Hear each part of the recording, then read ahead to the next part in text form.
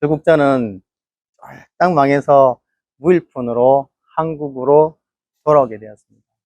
그래서 제발 사업부터 먼저 시작하시면 절대 안 됩니다.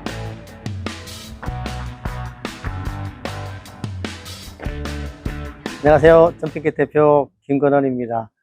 오늘은 점핑 운동 이야기 말고 제가 오래전에 인도네시아에서 완전히 망해서 무일푼 됐다가 새로운 인생이 시작된 이야기를 해보려고 합니다. 지금 돌이켜보면 그 실패가 없었다면 지금의 저도 지금의 점핑캣도 아마 없었을 겁니다. 고등학교 때 우연히 헬스 대회를 나가면서 본격적으로 피트니스 업계에 들어왔고 비교적 어린 나이에 헬스클럽을 운영하게 되었습니다. 하지만 제 마음속 깊은 곳에는 큰 사업을 해보고 싶다는 꿈이 있었습니다. 그러던 어느 날 제 헬스장 회원 한 분을 따라서 일주일 동안 인도네시아 자카르타를 다녀오게 되었습니다. 그 회원님은 인도네시아에서 나무 바닥재를 수입해서 한국의 학교 강당과 상업시설에 시공하는 사업을 하고 계셨습니다. 저는 그분과 인도네시아 현지에 있는 한국인 사업 파트너를 따라서 깔리만탄이라고 하면은 잘 모르실 건데 우리나라 사람은 보르네오는 다 아시죠? 보르네오 섬. 그 섬 밀림 초입까지 들어갔습니다. 나무를 가공하는 현장에서부터 컨테이너에 제품이 실리는 과정, 그리고 한국으로 들어와서 실제 시공되는 과정까지 모두 직접 보게 되었습니다. 산지에서 생산한 제품이 무역을 통해서 한국으로 들어와서 직접 시공까지 하는 하나의 사업이 완성되는 모습을 지켜보며 저는 큰 매력을 느꼈습니다. 특히 인도네시아의 따뜻한 날씨는 왜 그렇게 저한테 또 잘 맞는지요. 나시고랭, 빼짤렐레, 두리안, 현지 음식은 정말 맛있었고 사람들도 친절했습니다. 짧은 일주일이지만 저는 인도네시아에 대한 나라에 아주 푹 빠져버렸습니다. 한국에 돌아온 지 한 달 만에 저는 헬스장을 팔았습니다. 그 돈으로 처음 갔을 때 만났던 그 한국인이 운영하는 나무 수출 회사에 투자를 하면서 제 해외 생활이 시작이 되었습니다. 이제 답답했던 헬스장을 벗어나서 해외 생활에 대한 동경과 확실한 비즈니스로 자신도 있었고 사람도 믿었었는데 약 10개월 만에 가진 돈 80%와 사람을 모두 잃을 줄은 상상도 못했습니다. 그것도 한국에서 5,500km나 떨어진 비행기로 7시간 걸리는 말도 제대로 통하지 않는 나라에서 말합니다. 말이 쉽지 진짜 복잡했습니다. 처음 계획은 제가 투자했던 자금으로 사업 규모를 키우고 물동량을 늘려서 사업을 키워나가는 거였는데, 하지만 시간이 지날수록 제가 투자한 돈은 여러 명목으로 지출되었고 8개월쯤 지나자 투자금은 모두 사라졌습니다. 제 손에 남은 것은 제가 알 수 없는 지출 명세서와 영수증 뿐이었습니다. 결정적으로 한 5, 6개월 정도 됐을 때 한국에서 한 거래처 대표님이 급히 인도네시아로 오셨습니다. 처음 샘플과는 전혀 다른 아주 저급한 품질의 나무가 한국에 도착했다는 것이었습니다. 저는 그 이야기를 듣는 순간 뭔가가 잘못되고 있다는 것을 직감했습니다. 하지만 그때는 이미 제 돈은 이미 제 손을 떠난 뒤였습니다. 제가 할 수 있는 일은 잘 해결되기만을 바라는 것 뿐이었습니다. 그 10개월은 제 인생에서 가장 무기력한 시간이 되어버렸습니다. 와, 진짜 이래서 외국 나가면은 한국인을 더 조심해야 한다고 했구나 하는 말이 스쳐 지나갔습니다. 오늘 이 이야기를 드리는 이유는 누군가를 비난해서가 아니고 혹시 해외 사업 꿈꾸는 분들에게 조금이라도 도움이 되었으면 하는 바람입니다. 저는 인적 네트워크 없었죠. 언어 몰랐죠. 사업에 대한 전문 지식도 없었습니다. 그런데도 투자를 했습니다. 지금 생각하면은 정말 무모했죠. 고양이에게 생생하게 맡긴 거나 다름없었습니다.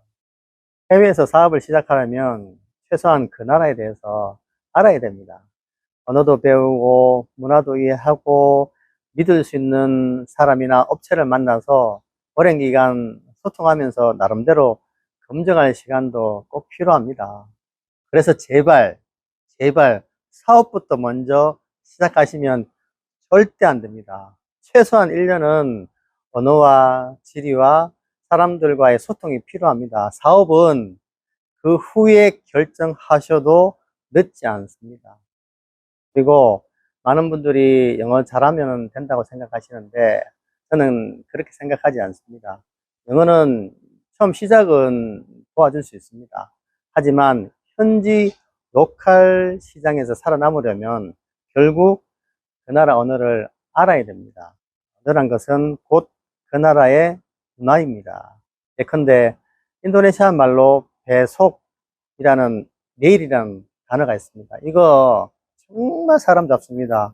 영어로 하면 tomorrow, 그냥 내일이잖아요. 내일.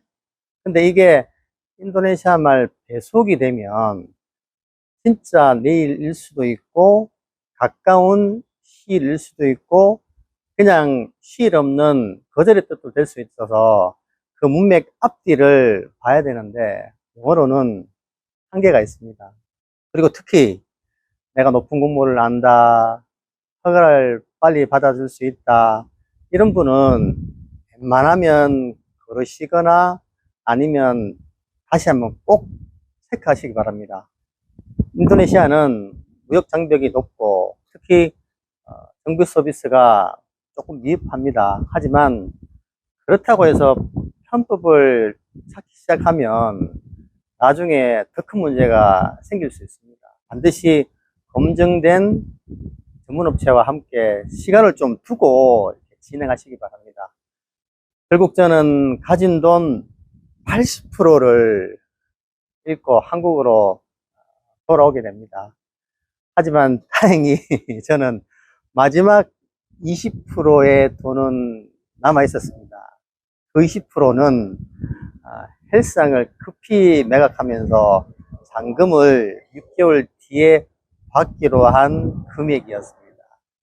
저는 마지막 남은 그 20%의 돈을 들고 다시 인도네시아를 갔습니다.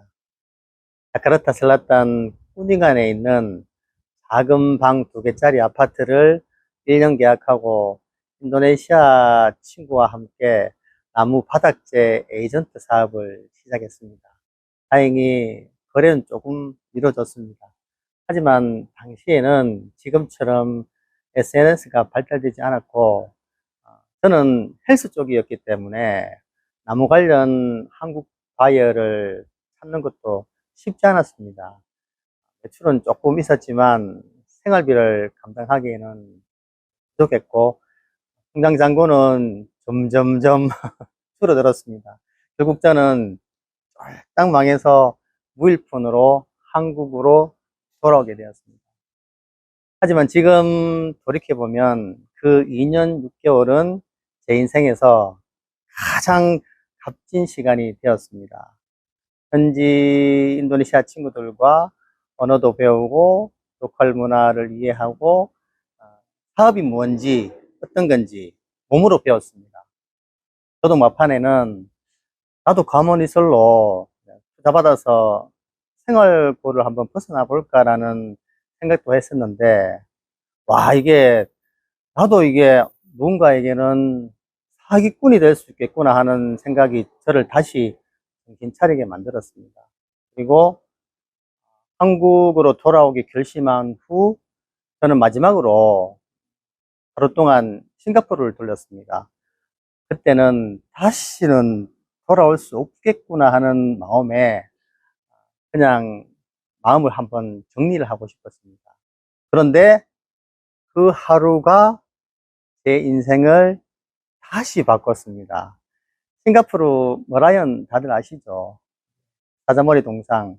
그 앞에서 제 인생의 귀인을 만나게 되었고, 그 만남이 오늘의 저를 있게 하였습니다. 그 귀인의 만남에 대해서는 5편에서 5편, 5편, 5편에서 다시 이어가 보도록 하겠습니다. 5편이 궁금하시면 아시죠? 구독과 좋아요, 응원의 댓글 부탁드리겠습니다. 감사합니다.